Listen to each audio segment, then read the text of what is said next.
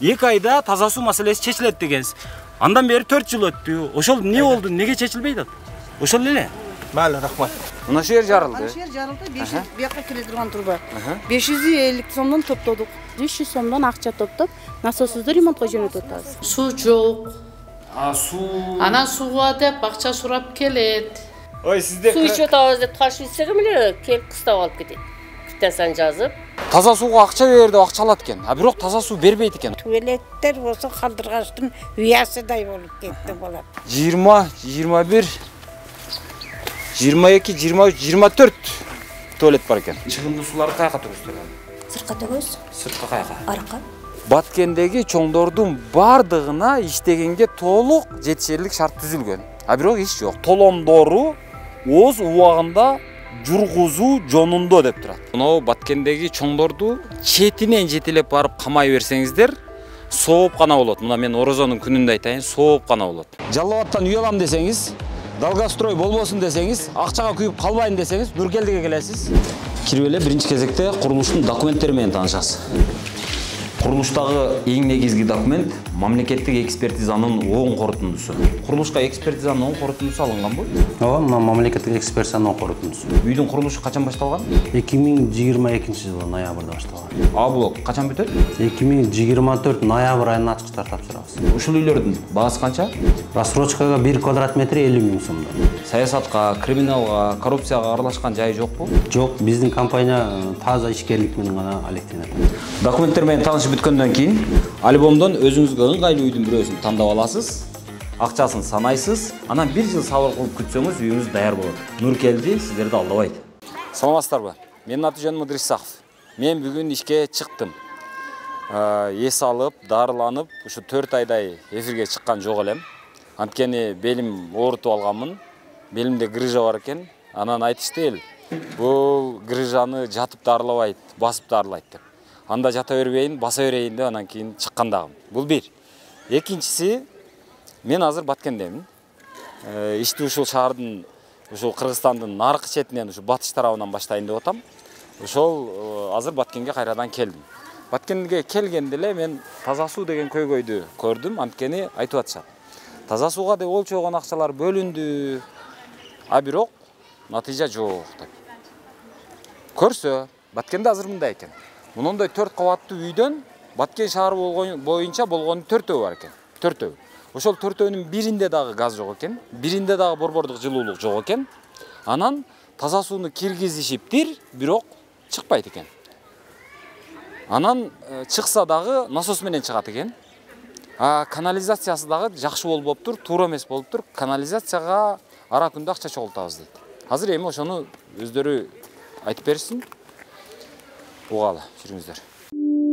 Туугандар, эгерде сиздерде дагы монтип машиналарыңыздар бузулса, азыр уста издештин, ага убакыт коротуштун кереги жок. Ал үчүн болгону мындай чөнтөк телефонуңуздарды аласыздар. App Store же Google Play'ден эле автомен тиркемесине катталып туруп, каалаган устаны тандап аласыздар. А эгерде сиздер дарбаза курдурабыз десеңиздер, же болбосо эшиктин алдына ферма жасатабыз десеңиздер, анда кайра эле ошол App Store же Google Play аркылуу ширетме тиркемесине киресиздер, кирип каалаган ширетүүчүнү өзүңүздөр тандап аласыздар. Тандап алып чакырсаңыздар өздөрү келип ишиңиздерди бүтүрүп берет. Мурдагыдай туугандардан, тааныштардан ширетүүчү издештин азыр кереги жок. Саламатсызбы? Менин атым Ыдырыс. Эжеке, таза сууңуздар барбы жокпу азыр? Жок. Бир күндө канча убакыт чыгат? 1-2 саатта чыгат. Кай саат, кайсыларда чыгат? Кайсы сааттарда чыгат? Күндүзгү саат 11-де же түнкү? Жок, күндүз 11-ден кечки саат 1-ге чейин. Ой, түшкү саат 1-ге чейин. 11-ден 1-ге чейин 2 саат гана чыгат. А башка убакта суу жок? Суу бачокто толуп турат ошо. Канализацияны кантесиздер? Канализация деле общий. Анан аныңыздар жакшы эле иштейби? Рахмат. Сиздерде газ жок, а? Газ жок. Жылуулук жок. Жок. Свет кандай болду? Свет жакшы эле, быйыл жакшы болду. Былтыр болсо өчкөндө кечке. Рахмат эжеке. Макул. Саламатсызбы? Эжеке, менин атым Ыдырыс, фамилиям Исаков. Сиздерде таза суу барбы, жокпу? Ошону сурайын деп келдим. Жок. То есть? Пока таза суу не подключили нам еще. Азыр суу жок. Таш үйчү атасызбы экинчи этажга же кандай? Жок, самотек беле келет суу. Самотек беле. Ошонда не подключили деп атпайсызбы? Нет, но имею в виду, что это самое в каждую таза су келди го. Ол бизге али бияка келелек. Эски системада отурасыздарбы? Эски. Мына ушул жерде. Бул бийик эле турат го дейм. Бул жактан келгени ылдый, а бул жакка кеткени бийик болот. Жок, бул жактан келген бийик турат, мына эмне ал? Мына нар жакка кетет да. Ооба. Сиздердики каякта? Бул жактан келет. Ал мына суунун астындабы азыр? Ооба. То есть көрүнбөйт? Көрүнбөйт. Бул жерде көлдөп туруп анан кетет экен да? Мунун үстүн дагы жаап койбойт. Ушул бойдон турат. Бул жерде бир бала жооп түшүп кеткен болсо, кимиз жооп берет экен анда? Ошондой турат, мына көрдүңүз го. Могу жерде труба тешилген жер, азыр жаап койгон, самолет келген үчүн суу чыкпай атат азыр. Если насос менен болгондо могу жерден суу чыгып кетмек.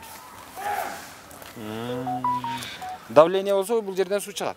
Себеби бул жерде труба тешилген да. Ошон үчүн самолет до конца баарына жетпейт. Муну казып жамашкан окшойт го? Ооба, казып жамашкан, бирок мындай эле эме менен байлап коюшкан да. Жыгачтан кагып коюшканбы? Жок, жанагы Бул же пластикпи бул? велосипеддин камери менен эле байлап коюшкан. Бул эмне Пластик баягы? эмес, бул илгерки жана чугунный эле трубалар. Булар алмаштырдык дешип атпады беле? Жок, алмашкан эмес. Жок, мына общий да Центральный алмашкан, центральный трубалар алмашкан эмес биздики. Биз өзүбүздүкүн алмаштырдык. Канализация трубасы 1,5 метр топтолгон. Да, үйдүн ичиндегилерди? Подвалдын ичиндегилер. Подвалга чейин булар жеткирип бериш керек эле. Мына канализацияга чейинкини өзүбүз алмаштырдык да, 16 квартира 1,5 метр алмаштырдык. Подвалга чейин жеткирип берүү бул эменики го, жанагы водоканалдын жумушу да. Ошолордун мойнунда да. Ичиндеги мына Аны силерге жүктөп койду алар. сыртындагы бизге карайт, ичиндеги өзүңөргө карайт дейт да. Мына сырттагы мына канализациялар бар го. Булар толуп калса, бир нерсе болсо биз тазалайбыз деген. Биз кышы менен мына жака келип туруп калды, өзүбүз топтоп, водовозду ham чакырганда бир алып кетиши 2,5 миңден алып кетти да. Шоргу алып кетет го жаман толкун. Ошондо 2,5 миңден алып кетти. Силер менен Горводоканалдын ортосунда договор барбы жокпу? Келишим, кагаз. Биз менен ар бир квартира менен договор түзүшкөн алар. Ошол түзгөндө эмне деп жазышкан? Сырттагы жумуштардын баары водоканал өзү кылып бериш керек бизге. Мына сырттабы? Кылышкан жок. Ооба, бизде кыштын алдында мына жерде труба жарылды. Биз өзүбүз акча топтоп, биз өзүбүз жасаганбыз. Анда бул жерде бийлик эмне кылып отурат анда? Мэрияга кече ушул насос боюнча кече барса, мэрия биз эчтеке жардам бере албайбыз дептир. Азыр деле биз акча топтоп атабыз. Түшүнүп атам, частный болуш үчүн жок дегенде о жанагы подвалга чейин барыш керек да. Подвалга алып кирип бериш керек. Ооба, ошол биз айтып эле атабыз, бирок бизге эч ким курак салып аткан жок. Өзүңүздөрдүн баягы колуңуздарда кагазда ошол биз ошол үйдүн жертөлөсүнө чейин алып келип беребиз. Андан кийинкисине биз жооп бербейбиз деп жазылса керек. Ооба. Азыр деле биз акча топтоп атабыз. 300 сомдон акча топтоп, насосубузду ремонтко жөнөтүп атабыз. Насосуңуздар каякта турат? Көрсөк болобу? Ошол жана турат го. Мындан бул жака тебеби, э? Теппейт аяка, ошо астынан эле насос бизге трубага эле айдап берет. Аны үзүп коюшуптур, а? Аны үзүп койгон. Урматтуу Садыр Жапаров мырза, Акылбек Жапаров мырза, Зулушев мырза, анан Камчыбек Ташиев мырза. Сиздер мынау Баткендеги чоңдорду четинен жетелеп барып камай берсеңиздер, сооп гана болот. Мына мен Орозонун күнүндө айтайын, сооп гана болот. Буларды шылып, патыратып сөгө берсеңиздер, аябай дары болот. Анткени мынан караңыздар. Мынау жер бул Баткен шаарынын борбору. Баткен шаарынын борборунда жалпысынан 30, бирөө айтат 30 миң дейт, бирөө 34 миң дейт, бирөө 40 миң дейт. Кыскасы ошол 40 миңге жетпеген адам жашайт. Эми ушул Баткен шаарындагы ошол 40 миңге жетпеген калкты таза суу менен камсыз кылуу үчүн мынау Арис акча бөлгөн 50 миллиондой. Азия өнүктүрүү банкы акча бөлгөн. Андан кийин Европа өнүктүрүү банкы дагы акча бөлгөн. Жалпысынан алганда акыркы 20 жылдын ичинде ушул калкынын саны 30 миңдин тегерегиндеги Баткен шаарына жалпы бир 550 миллиондой акча бөлүнгөн. Эми ошол 550 миллион сомго эмне иш болгон? Акыркы эле мынан караңыздар. Мынау жерде мынау капкагы жабылган эмес. Бул жерде мынау көп кабаттуу үйдүн алдына барсаңыздар, балдар жайнап жүрөт, жамырап жүрөт. Анан эгерде мунун ичине бирөө түшүп кетсе, бир мындай эми ачык эле айталы, бирөө мас бирөө түшүп кетсе, же бир кары картаң түшүп кетсе, же бир шашкан бирөө түшүп кетсе, же бир машинасы менен бирөө түшүп кетсе, артка берип атып көрбөй. Же болбосо бир бала чака ушул жерде ойноп атып, түртүшүп атып түшүп кетсе, ага ким жооп берет? Бул биринчиден. Эртең ошентип бир бала өлө турган болсо, халатность боюнча бир жетекчинин башы кетеби, кетпейби? Менин оюмча кетпейт Баткенде. Себеби Баткенде кечирип кое беришет. Эми экинчиден караңыздар. Бул жактан канализация, бул канализациянын трубасы турган жер экен. Мынау 1, 2, 3, 4 көп кабаттуу үйдөн жалпысынан ушул баягы чыгымды суулар ушул жерге келет экен. Мындан нары анан баягы борбордук канализацияга кошулуп кетет экен. Бирок канализациянын трубасы бийигирээк турат экен дагы, мынау үйлөрдөн келген труба ал ылдыйракта турат экен. Эми сиздердин баягы заараңыздар, мынау жердеги жашоочулардын заарасы мындай чыгып, анан көтөрүлүп, анан кийин канализацияга түшүп кетет экен труба менен. Эми таза суу боюнча. Таза суу программасы болгон. Таза суу боюнча бул жерге 4 жыл мурун, мындан 4 жыл мурун Сооронбай Жээнбековдун тушунда мурунку мэри Мамиржан аттуу киши интервью берип атат. Мен аны КТРден көрүп атам. Ал айтып атат.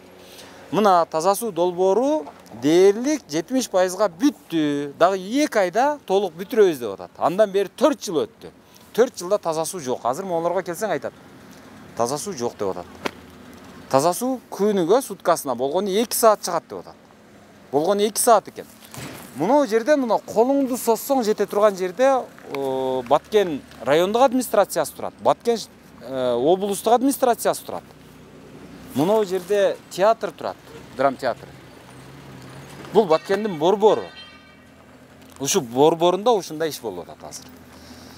И ушул жердеги ушул иштерге, ушундай аткарылбаган иштер үчүн бөлүнгөн акчага аткарылбаган иш үчүн эч ким жооп берген жок. Прокуратура көзүн жумуп отурат, ИСМБ уктап атат, улуттук коопсуздук кызматы. Жетекчилер жайбаракат ушинтип баягы курсакты салып коюп, анан галстук тагып коюп, кымбат баягы кызматтык машиналарда чалкалап жүрөт. Бир дагы бул жерде жетекчинин кызматтык машинасы жок эмес, бардыгыныкы бар. Бир дагы жетекчинин кабинети жок эмес, бардыгыныкы бар. Бир дагы жетекчинин кабинетинде жанагы кондиционери жок эмес, бардыгында бар. Бир дагы жетекчинин кабинетинде жумшак креслосу жок эмес, бардыгында бар.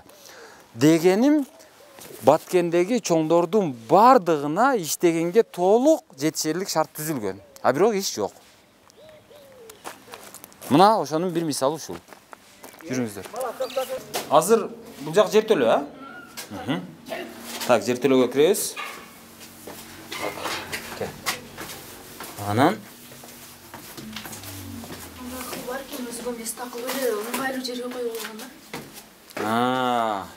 мынау азыр 500 литрлик да. То есть бул мынау сырттан келген, буга толот. Толгондон кийин бул бир адамдык, ошондо бул бир адам өзү мынауну сатып алып, бул 3000 сом, 4000 сом турабы? Же 15000ден турабы? 5000 турабы, ана почканы айтты. 5000дей турса керек. Мынау эмеси дагы, насос дагы бир 5000дей. 2,5-3000 турат. Эми труба аяк монтажы менен дагы бир, эми жалпысынан алганда 10-15 миң сомдук жумуш. Анан ошондо дагы бул свет болсо тебет. Свет болбосо суу жок.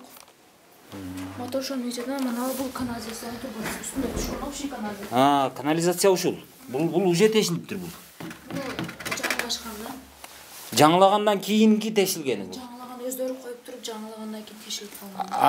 Ар бир квартираныкы ушундай суу бочкалары барбы? Каякталар? Бул дагы бир квартираныкы. Ашканда ашат дейм. Так. Мынау жакта дагы бир квартираныкы. Так. Бул наргыда ичи. Ар ким өзүгө ыңгайлаштырып. Бул жакта жок окшойт. Мына эме келген суу да. Суу ушул жерге келет. Ушул жерден ана бардык эмелерге, бочкаларга толуп болот да. Сырттан келген.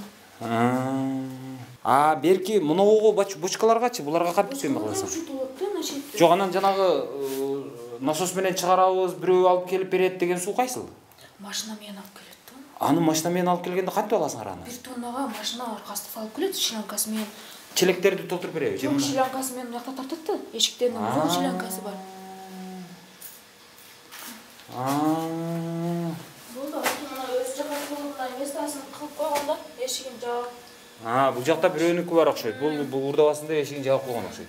Мындан да бир бочка. Мына жакта да бир бочка, 2 болдубу? Бул жакта бул жакта дагы бирөө, 2, бул жакта дагы бар экен, наркы жактарда дагы бар экен. Кыскасы баягы мен айткандай да. Шорду элге шопур мээр деген да. Мында бирөө азыр иштеп атат. Караңыздар.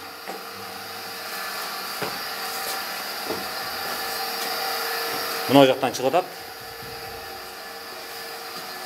Мына жактарды караңыздар.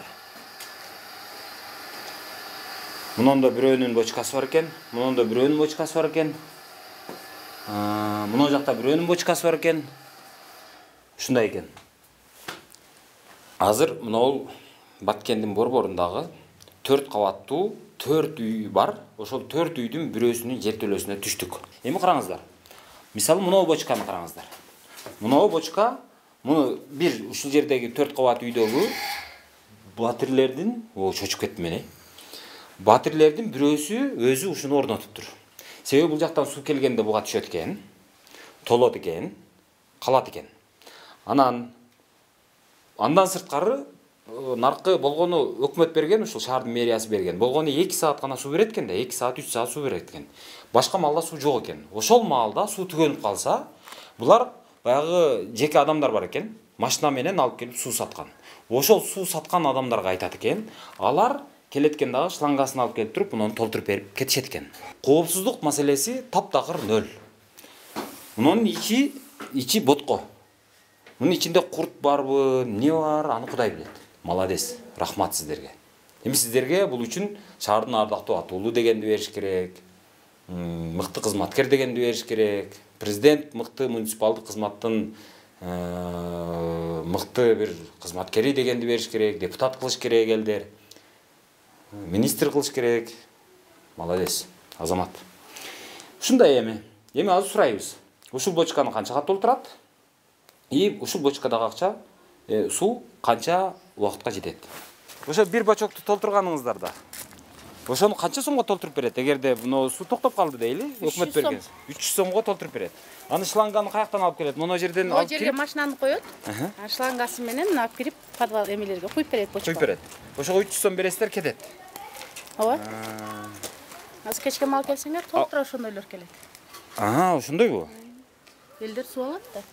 Мынау келип аткан суучу өкмөттүн суусу? Өкмөттүн суусу жок, уже 15-16 күндөн бери. Только самотек келет, көп эме бочкаларга толбойт. 15 күндөн бери жокпу? Самотек эле келет, ал деле аз келет. Баары эле бочкалар толбой жатат. Бөс көп калабы, жетпей калабы? Жок, потому что суу баарына толгуча сааты бүтүп калат да. И плюс суу аз, труба толбойт экен. Эгер мындай эгизиликтен тешип койгон болсо, ал бочкага суу түшпөйт. Азыр мен мына Рахат деген дүкөнгө кирдим. Бул Рахат деген дүкөн, мына Рахат деген эженин дүкөнү экен. Эми бул эже ушул жердеги кайсы көп кабаттуу үйдүн же бардыгынын? 4 кабат. 4 көп кабаттуу үйдүн мындай домкому, эң чоңу сиз экенсиз, а?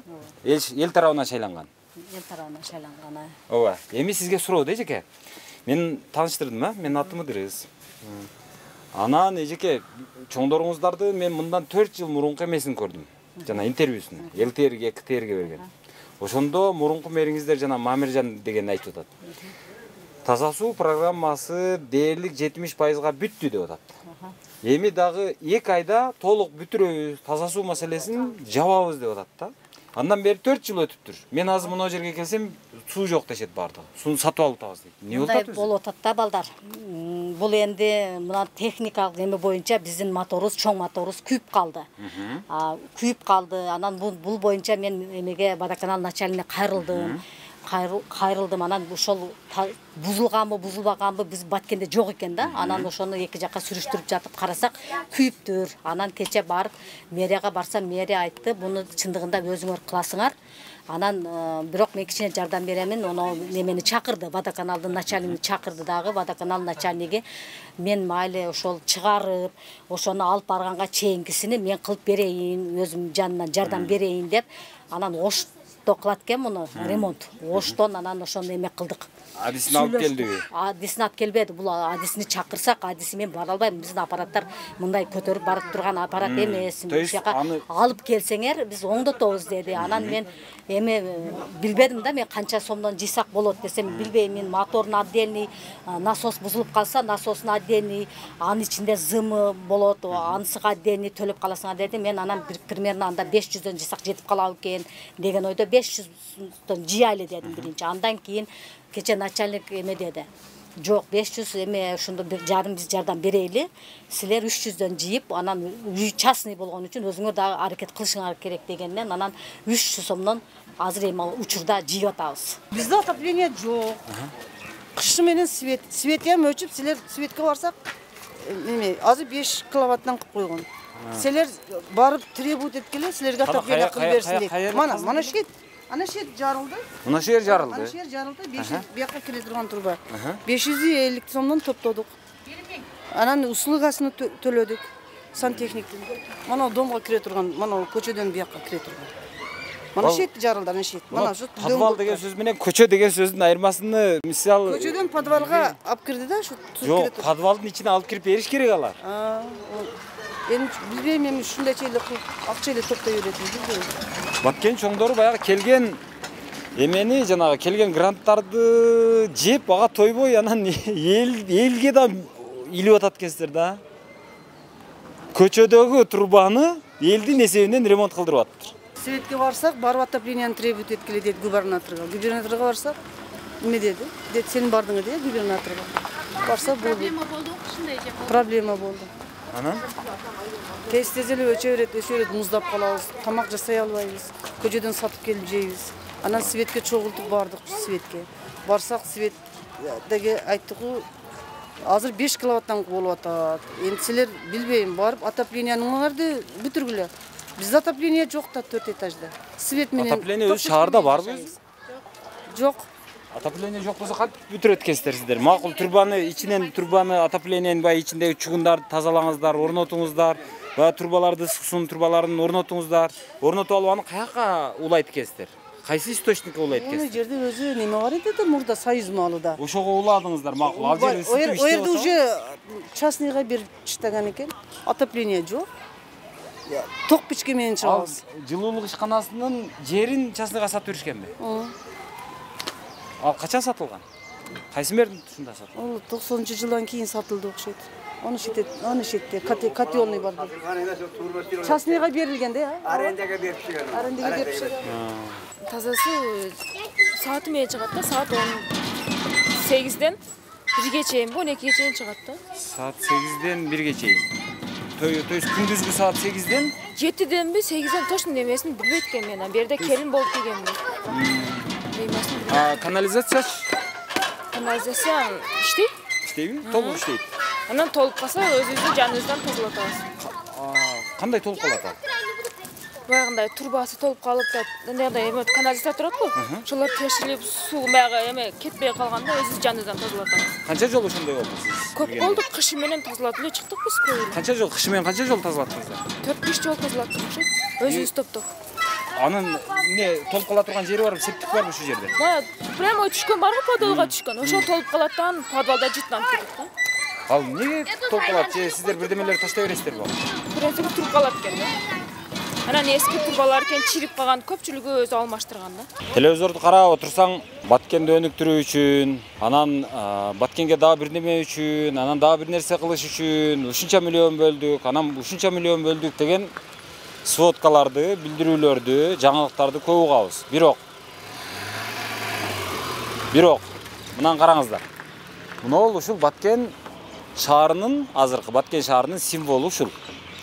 Баткен шаарынын борбору, мындай алганда жүрөгү ушул.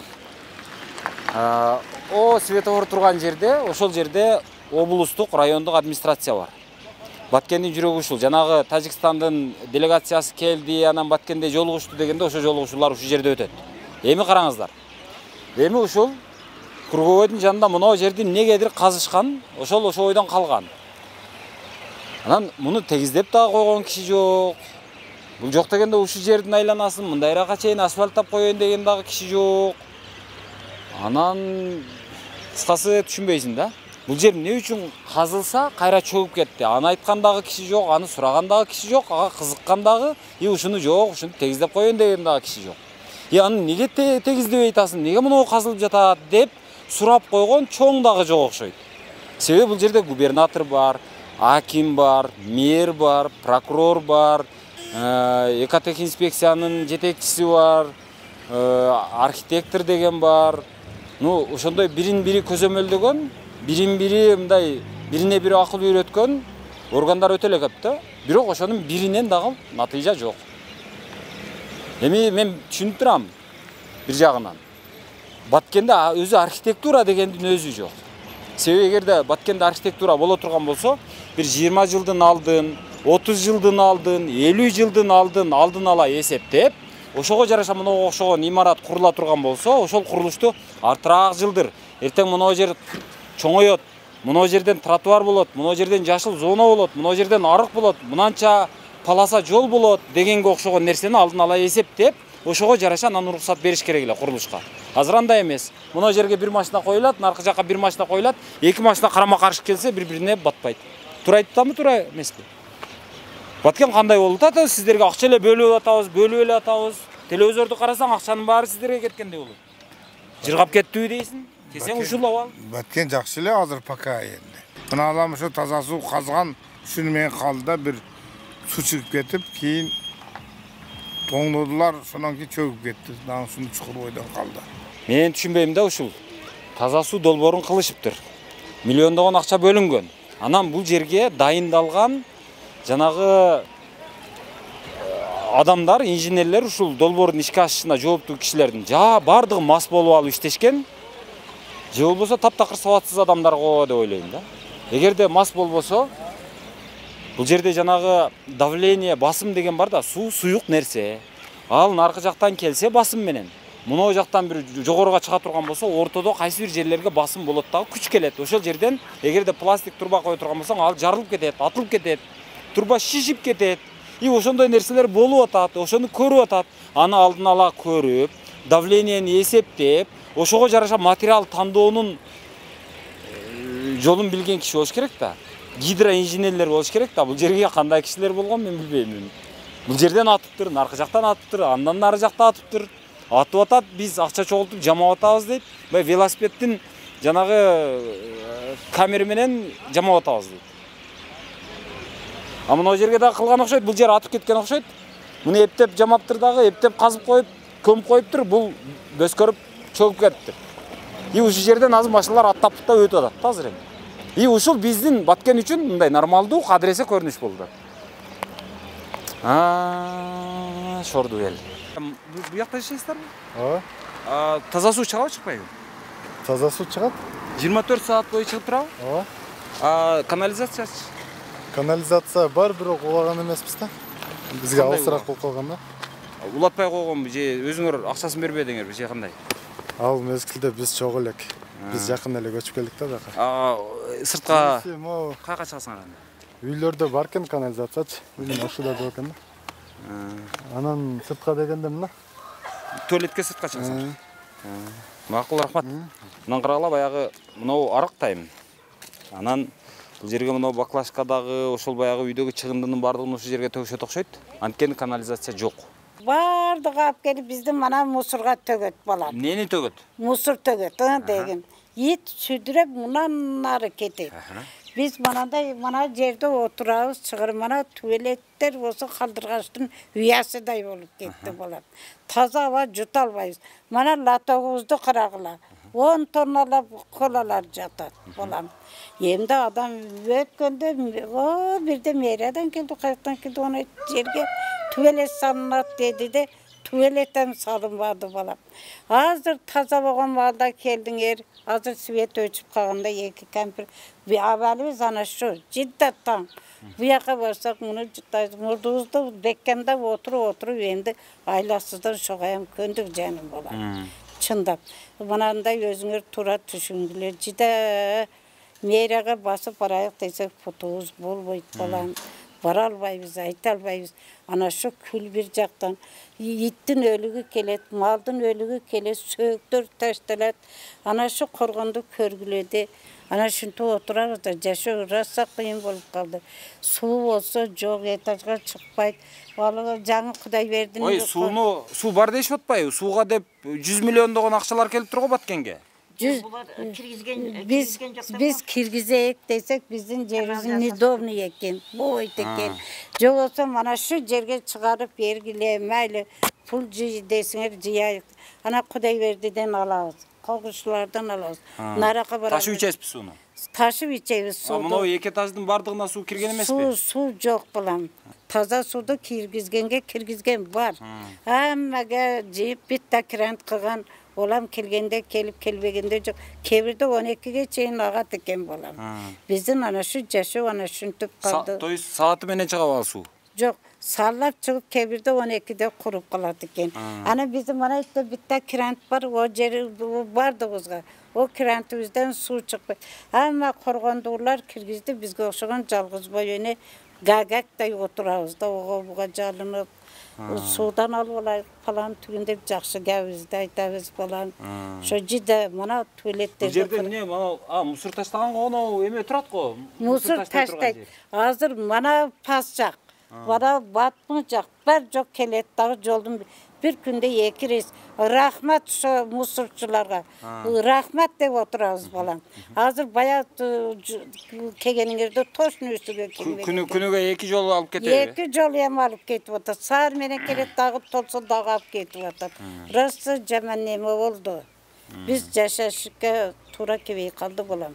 Удобный болуп калды. Жаңы бала Туалетке кайга түшөсүздөр, канализация жок болсо? Туалетке анантып, манантып сарайыбызды туалет кылып алган. Муналар туалетпи азыр? Жок, булар сарай, аналар туалет, ана ушулар катарга туалет. Мана отдельный куруп алган туалет. Ана ошентип атабыз. Анан куптап коесуздар? Куптап коебуз балам. Бирөөдүкө бирөө келсе войнайы мир. Согуш чыгып кетет. Раста жаман жашообуз кыйналдык балам. Раста бардыгыбыздан бизге ана şu жерге суу кылып берсе, пул жый десе, пулам жыят дедик. Ана ушинтип бирөөдүн эшигине мүнтүп түртүп кирип бара албайт экенсиң, бирөөдөн мүнтүп ала кое албайт экенсиң балам. Ошондой болуп калды да. Биздин лотоктун ичине карагыла. Лотоктун ичин көрдүм, болбой калыптыр ал саз. Болбой калды. Илгери али күчүбүздү барыда балдарды айтып тазалап коет дедик. Азыр эч ким алып өзүңдү бил деген эле zaman. Тазалыкчы келбейби? Келип тазалабайбы? Эч ким тазалык. Только мусорду тазалайт. Бул лотокту эч ким тазалабайт, эч ким келбейт, эч ким карабайт. Абая жашылдандыруу, тиги бу дегенге окшогондор тазалыкка бул деле карайт да, бул тазалыкты алып кетиш керек го дейм. Жашылданууду ким жашылдандырат балам? Мен ошо только 3 таны ошону бии кайнап тигип койдум, балам суу жок. Өлгүдөй шопурум жыйнат дедим. Азыр өзүмдүн абалымдан кабар ала турган адам жок. Чынын айтканда Канча жылдан бери жашайсыз буякта? Мен 93 келгем, 30 жыл болуп калды. 93 каяктан келдиңиз? Самаркандыктан келгем. 30 жылдан бери ушу этажда турасыз? Şu этажда турам балам. Жалгыз бой энем мен. А сиз чече? Мен да домда жашайм. Кайсы домдо жашайсыз? Дом 5те жашайм. 5 дегениңиз нарактабы? Наржы. Ал жакта суу барбы жокпу? Суу кирген бизге. Ал толук чыгабы? Толук эле чыгат. Күнү түнү ачсаңыз суу чыгат. Күнү түнү чыгат. А эмечи жанагы экинчи этажда жашайсызбы же бирдеби? Жок, экинчи этажда жашайм. Экиге суу тебеби? Тебет, тебет. Жакшы эле чыгабы? Жакшы чыгат. А канализациячы? Канализация экөө бир эле. Канализация жакында иштеп калды бизде. Суу киргенден кийин иштеди да. То есть азыр сыртка туалетке чыкпайсыздар? Үйдө эле? Үйдө элебиз. Анда жакшы экен. Сиздер бул эжеге караганда кыйла бактылуураак экенсиздер да? Буяктыкы биздики эме жок экен, канализациясы жок да, суу киргизе албады да буларчы. Экөөнүн аралыгы канча эми? Аралыгы бир 50 метр го дейм. Ошо жакын эле го, эми билбейсизби, бул кантип киргизе берсе киргизбептилер да. Болгонда балам. Түрмөкана болгон бул. Түрмөкана кийин истемесин деп эжекелердин үйү болгон бул. Ана жерде кирант бар, турсуңар да көрүнүп турат. Ал жерден бирок суу чыкпайт. Суу чыкпайт. Анан каяктан алам деп атасыз азыр? Суду коңушудан алабыз биз. Кирип суранып алып. Ар кимдин агороту да бар, ар бирде кранты бар, кошунадан алабыз.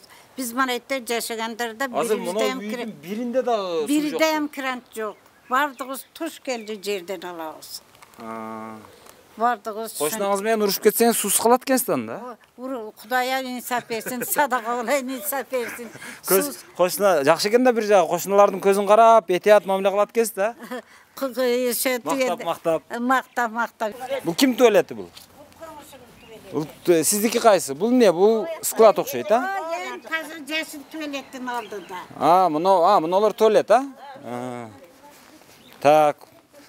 Бул жер өзүнчө туалеттердин шаарчасы экен да мына. Бир туалет, эки туалет, үчүнчү туалет, төртүнчү туалет. Ар бири өзүнчө. Бириникине бири кирсе, жанагы эжек айтмакчы война и мир болот экен.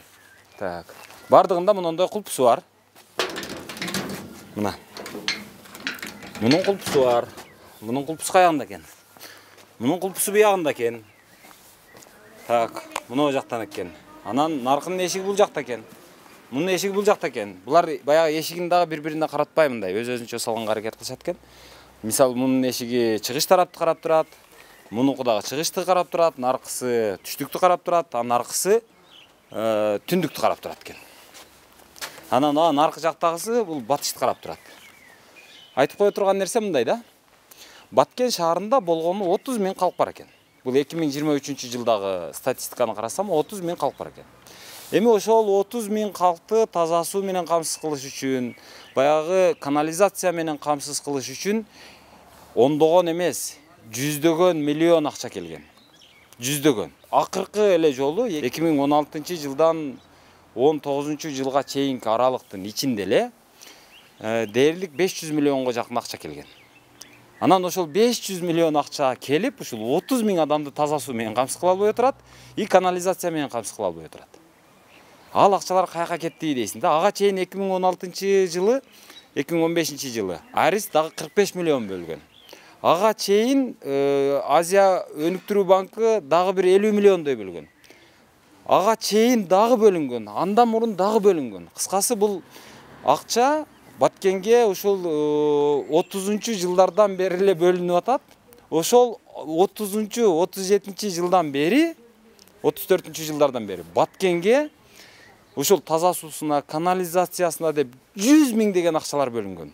Бирок ошол мындай алганда 30-жылдардан бери дээрлик 100 жыл өттү. Ошо 100 жылдын ичинде Баткендеги болгону 30 000 калкты таза суу менен, канализация менен эч бир жетекчи камсыз кылып кое алган жок. Бул биздин азыркы жетекчилердин жүзү, азыркылардын потенциалы, азыркылардын дарамети ушул. Көрсөткүчү, индикатору. Салам алейкум. Эмне кылып бияка?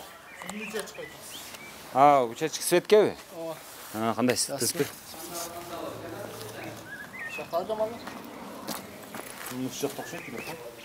Негизи баягы светти биз баягы мамлекеттики дейбиз го, бул таптаза мамлекеттик эмес, акционердик коом да. Ошон үчүн баягы жеке адамдардын үлүшү кошулган жерде ушундай иш болот экен да. Себеби адамдардан баягы абоненттерден акчаны алыш керек да. Ошон үчүн булар кызматкерлер өздөрү формасын кийип алып, келип, анан сиздерге акылдуу учетчик коюп берели, акылдуу эсептегичтерди койсок, ошондо сиздер да алданбайсыздар, биз да алданбайбыз, светиңиздер өчпөйт деп анан орнотуп жүрүшөт, өздөрү келип, эч ким чакырбаса деле. Суу бул мамлекеттики. Кайсыл жерде мамлекеттик боло турган болсо, ошол жерде бардак. Ошол жерде баягы бардык иштин аталасы чыгып жаткан болот. Майкандап бир жетекчи жеп аткан болот, анын иши көрүнбөйт, майнап жок, натыйжа жок, эл мынантип бозоруп отурат. А свет бул жеке адамдардын үлүшү кошулган үчүн ал жерде бир тыйынды урдаткысы келбейт, адамдардан алгысы келет. Алыш үчүн эсептегичин өздөрү коюп атат, светти столбаларды коюп атат. Кыскасы баягы жеке менчик, ошон үчүн жакшы экен да көрсө. Мунун эме жашоонун мыйзамы далилдеп атат, бирок биз эч эле ошону көргүбүз келбейт, уккубуз келбейт. Азыр мына кемпир айткан ушул үй ушул. Таптакыр суу жок деген. Мында эшик да жок экен, терезе да жок экен, биринчи кабатында эч ким жашабайт окшойт. Азыр экинчи кабатына чыгалы, бул жерде ушул эшик терезеси жок үй болсо, кышында ит өлгөн суу ушул жерде болот окшойт. Тастарыңыздар. Иш болдабы? Ушул суудагылар да ушу сиздерге окшоп келип, ар бир абонентке келип иштеп берсе жакшы болмок экен. Так. Азыр мында бир квартира окшойт. 2, 3, 4, 5 бул жака жүрө береличи.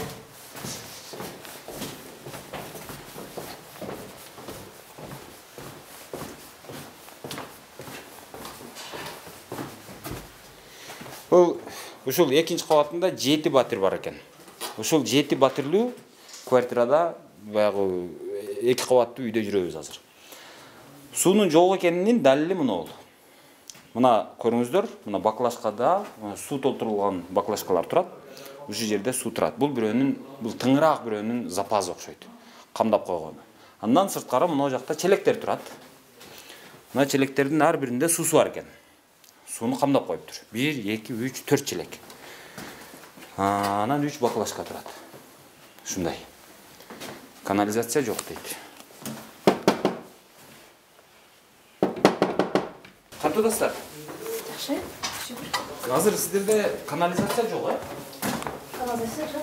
Таза суу жок. Жок, таза суу. Сырттан ташып келебиз. Сиз сырттан каяктан ташып келесиздер? Көчөдө. Мисалы бир күндө канча суу ташып ичесиз? Күнүгө мен 1-2 бочок алып келебиз. 1-2 бочок дегениңиз ошол эми жуунганга, тамак ашка бардыгына жетет. Негизи биз аз эме үй билебиз да. Биледи аз дагы анан балдарым эле ташып койт, 1 жолу 2 жолу алып келип келебиз. Берки чыгымдуу сууларды каяка төгөсүздөр? Сыртка төгөбүз. Сыртка каяка? Аракка. Муну лотокко ошон үчүн жана турат экен да. Канализацияга сиздер негизи биз айылдан келгенде таң калганбыз да, төгүшкө уялыпчы. Сууну анан кийин келгенден кийин баягы жерине жараша жыланы деп коюп көнүп кетет экенсиң, ушул жакка көнүп. Элдин баары төгүп атса, ушул жерге төгүш керек экен деп. Башка жол жок, каяка төгөсүң, өзүң же коргонуң болсо бир жерди чукуп коюп төгө бересиң да, анан эме болсо шарт жок эч кандай. Айылдан ойлогосуздар да, биз шаарга келебиз деп ойлогосуздар да. Айылыбыз деле кыйратарлык эмес да, Аксай Капчыгайдан болобуз. Бул жерде квартирада турабыз. Жанагы тополоңдон кийин качып келип отуруп калдыңыздар бул. Биз негизи ага чейин 2021-жылдарда уруш болуп аткан мезгилде балдарымды алдырып алган элем да бул жаккачы. Анан ошону менен биякты кооптуу деп ойлоп бул жака келгенбиз да. Коопсуз деп ойлоп. Коопсуз деп. Мында анан эмне үчүн азыр айтып атышат, шаарда наркы үйлөрдө таза суу бар экен, канализация бар экен. Сиздерде эмне үчүн жок болуп калды? Эми шартына карайт да, мисалы бул жакта коргонуу барлар өзүнөн суу алып кирип эме кылып алган. Канализация орнотулган. Биз өз квартирада турган болсок, бул жерде квартирадабыз, анан биз кайсыл шартыбызды оңдойбуз, кайсыл жака карайбыз деп. Ошон үчүн кирбей калган. Ошол макул таза суу кошуналарга келиптир. Аларга да күнү чыгабы же сааттап 24 саат таза суу чыгып атат азыр. Качандан бери чыгып калды? Эми билбейм, мен келгенден бери эле бар. Качан келдиңиз? 21ден бери барбы? Мен 2018 келгем. 18ден бери эле түнү чыгабыз. Жок, 18ден бери мына шаардын өзүдө бир жерде өчүп калса бир жерде күйөт. Ушундай да, кранттар же таза суу. Анан мына ал өзүбүздүн биз алган суу бар, крант бар, азыр бул тынымсыз эле агат. Буга чейин жүргөн 10-11де күйүп, 4-5терде өчүп калып аткан да, күнүзгө өчүп күйүп аткан таза суу.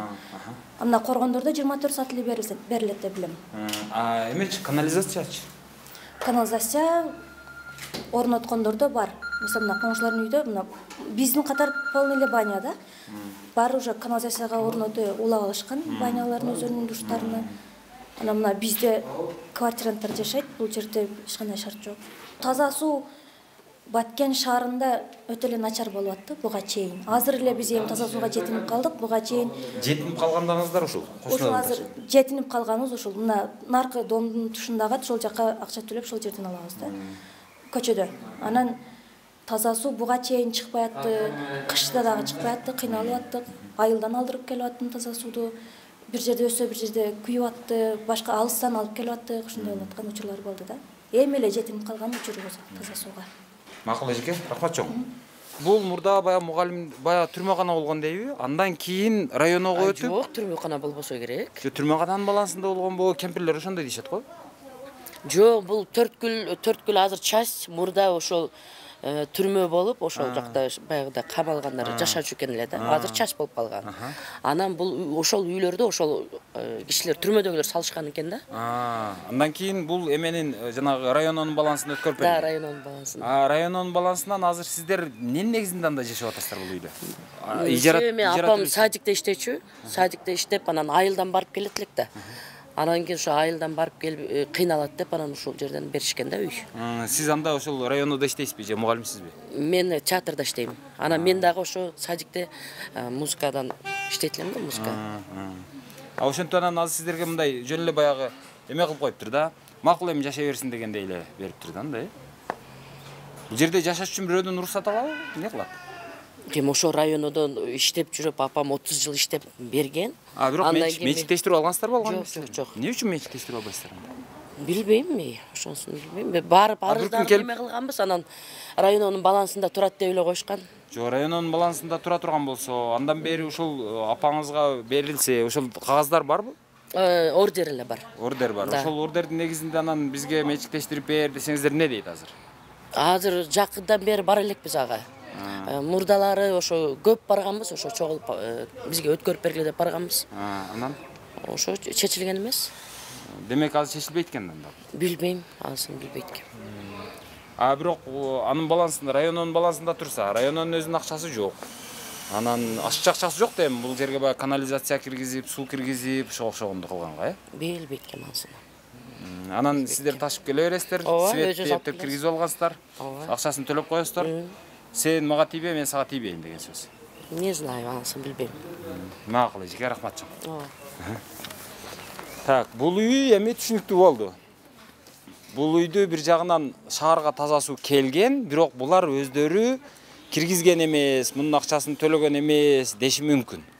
Макул, анда азыр биз башка үйлөргө, шаардын башка бөлүктөрүнө дагы кыдырып көрөлү.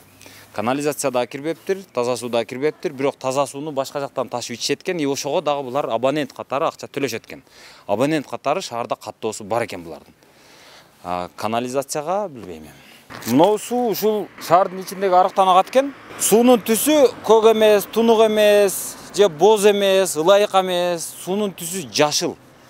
Анткени бул жерде баягы чыгынды суулар ушул жакка агат окшойт. Бул канализация, бирөөсү айтат канализация бар дейт, түнү күнү иштейт дейт.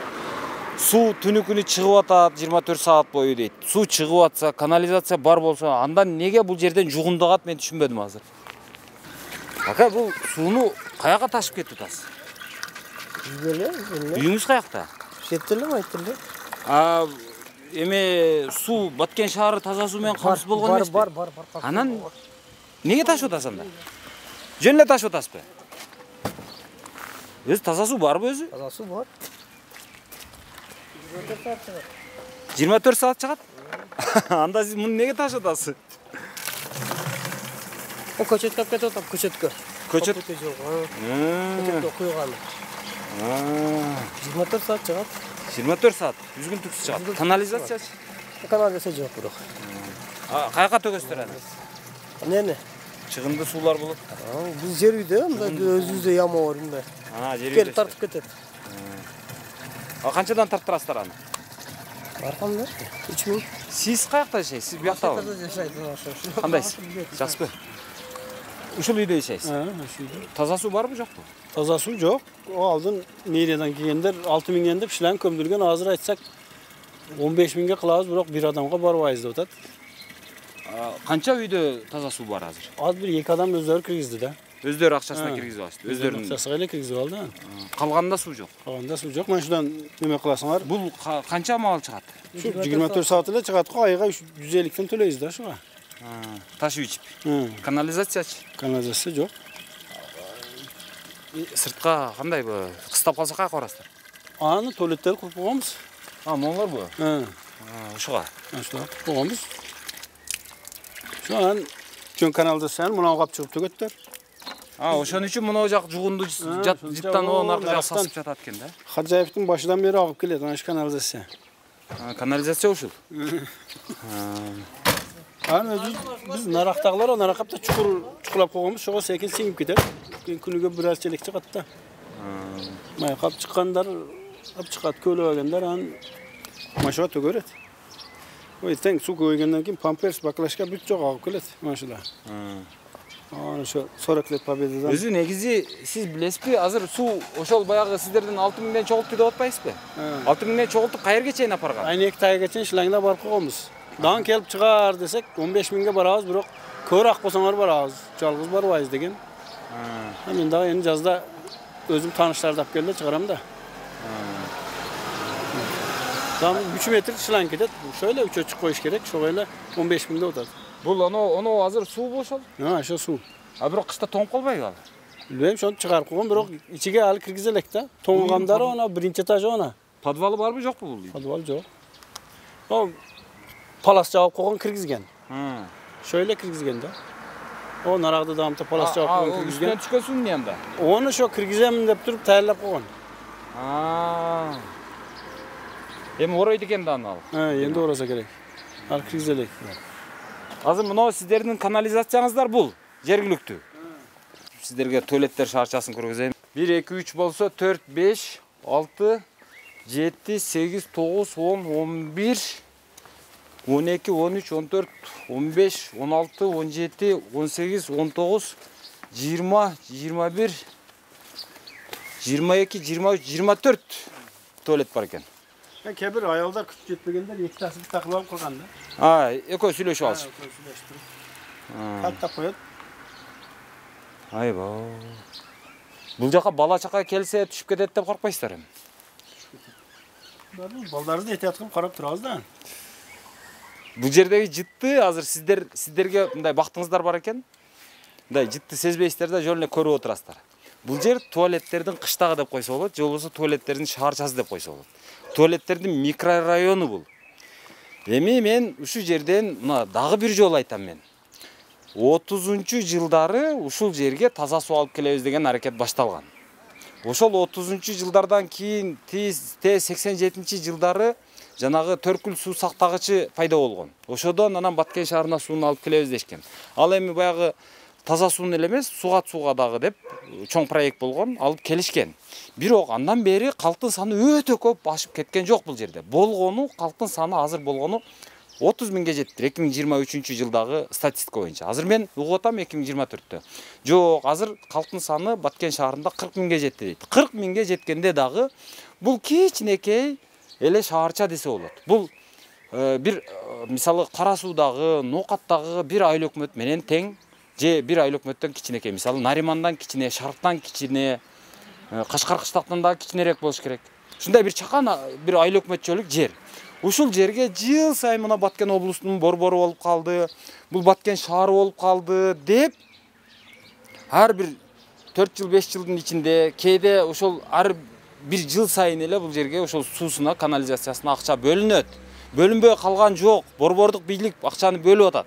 Бирок мына жака келгенде бул кумга сиңгендей ушул жок болуп кетип атат да.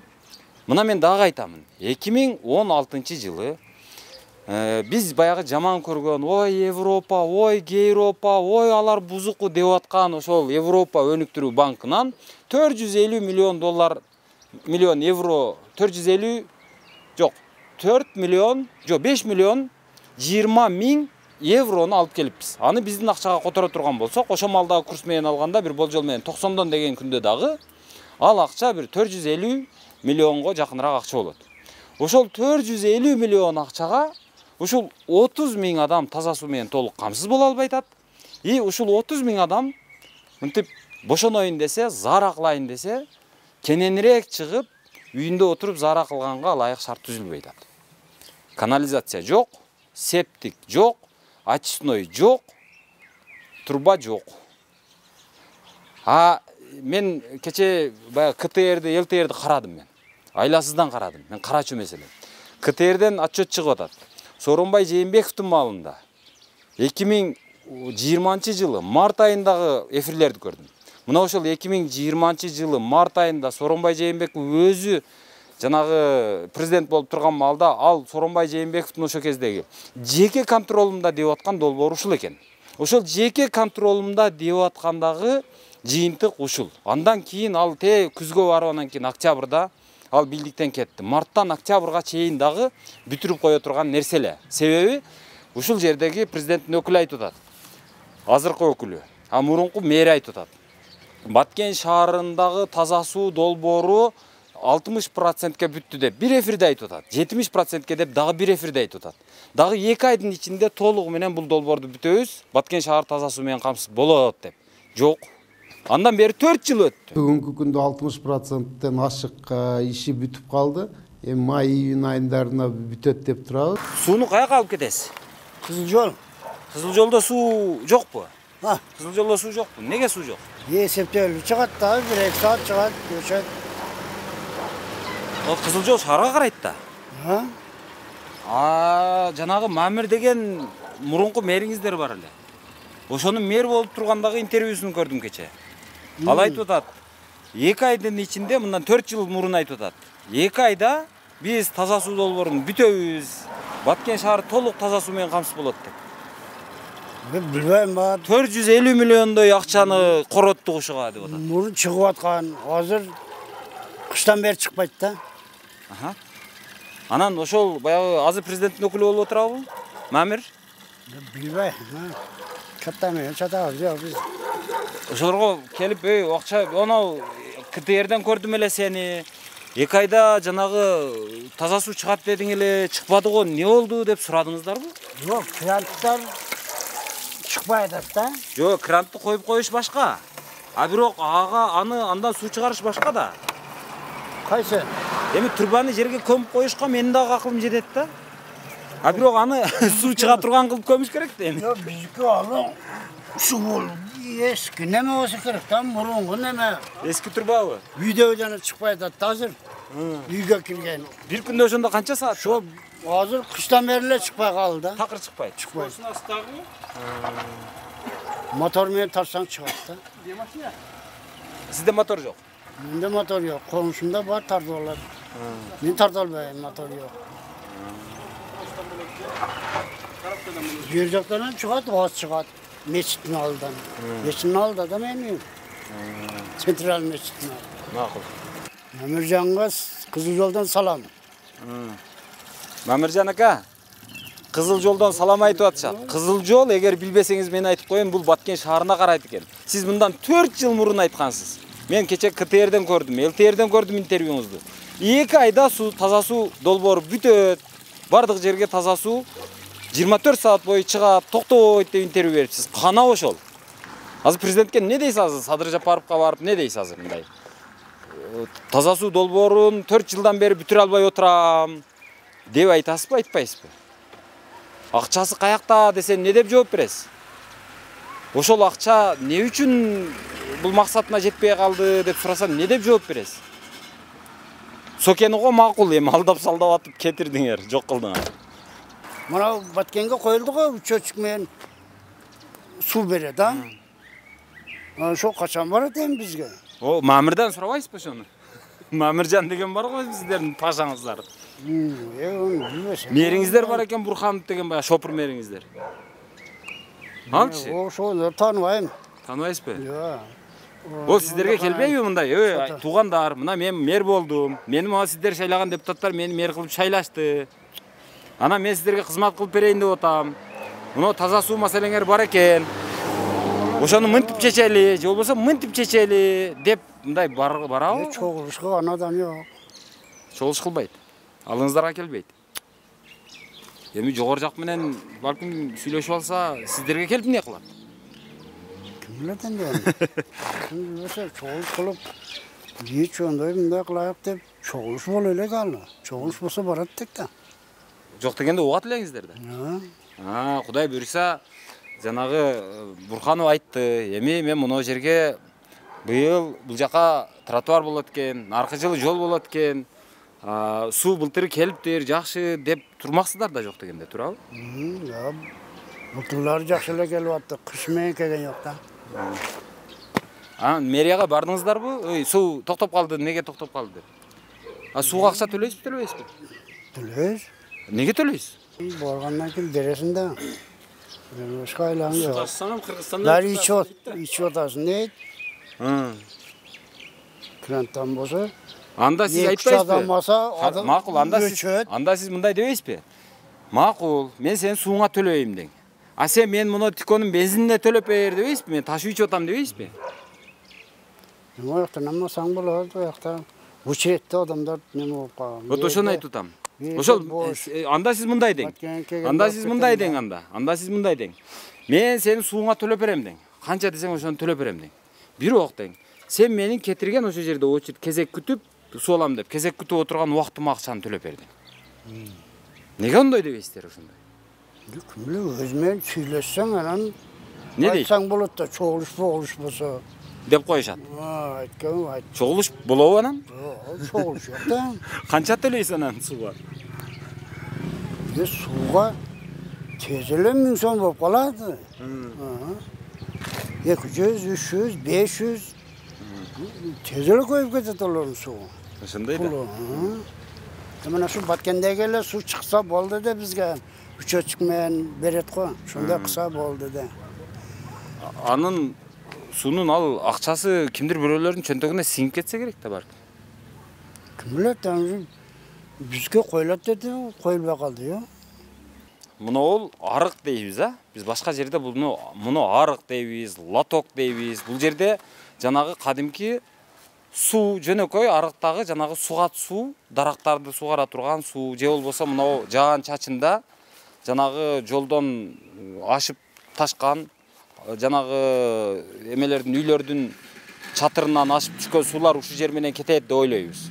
Бул жерде бул арык эмес, бул лоток эмес, бул жанагы чатырдан түшкөн суулар, жолдон чогулган суулар кете турган жер эмес. Бул жер канализация, бул Баткен шаарынын канализациясы мына ушул. Эгерде баягы трубаны 2 градус жанагы уклон менен деп коет, ошол 2 градус уклон менен эгерде жайгаштырган болсо, ошодон адашпаса, анда бул жака жанагы чыгынды суулар түшсө, ал суу токтобой кетет. Эгерде жанагы суунун гидроинженерлер сабаттуу болсо, алар сабаттуулук менен ошол суунун трубаларын жайгаштырган болсо, анда суу баардык үйгө бирдей чыгат. Чыгыш керек. Аны үчүн өтө көп каражаттын кереги жок үйдүн алдына келгенден кийин. Аны элди алдап салдап болсо дагы, мактап болсо дагы, урушуп болсо дагы уюштуруп, көндүрүп үйүңө киргизип ал. Эртең ал биздин бетибизге көп болот деп айтыш керек биринчиден. Экинчиден кичине биз мына силерге жардам берели. Биз ушунчасын каржылап беребиз, а силер ушунчасын бергиле деп болсо дагы киргизсе болот. Жок. Кандай сиже? Жакшысызбы? Кантип атасыз? Мени атым Идрис. Мен сиздерден сурайын деп келдим. Үйүңүздөрдө таза суу барбы, жокпу? Жок. Неге жок? Бирок мен балам квартиранын болуп турат. Мен айдан келдим. А канализациячы? Эч бара жок. Сыртка туалетке сыртка чыгышабы? Сыртка чыгышат. А газчы, газдын трубалары? Газ жок. Суу деле эч нерсе жок. Алдында септик турат да. Ал септик наркы канализацияга кошулганбы же булар өздөрү кылып алышканбы? Булар өздөрү кылган. Мына жака бирөөсү өзүнчө түшүргөн окшойт, септик кылып. Мына жака дагы бирөөсү өзүнчө септик кылып түшүрүп алган окшойт. А наркы жакта айтып атышат, канализация келген деп, келгендей түрү жок, изи дагы жок. Анан азыр булар сыртка туалетке чыгабыз дешип атат. Таза суу жок экен, таш ичишет экен. Газ жок экен. Ошол. Тыңыраагы анча-мынча тыйыны барлары монтип өздөрү сыртынан чыгарып ушул жака канализация коюп алышыптыр. Ошол. Мына сууңуздар боюнча сурайын деп келдим. Суу барбы, жокпу таза суу? Жок. Бизде суу жок. Анан каяктан аласыздар? Ой, сырттан ташыйбыз. Ташып ичесиздер? Ой, эшиктен. Эмечи, канализациячы? Канализация. Канализация жок. Мындай шарты жок, жөн эле просто үйдө эле да ички эле мемедей. Туалетке сыртка чыгасыздар? Туалет сыртта. Ой, аяктар ким өз туалет кылып алган.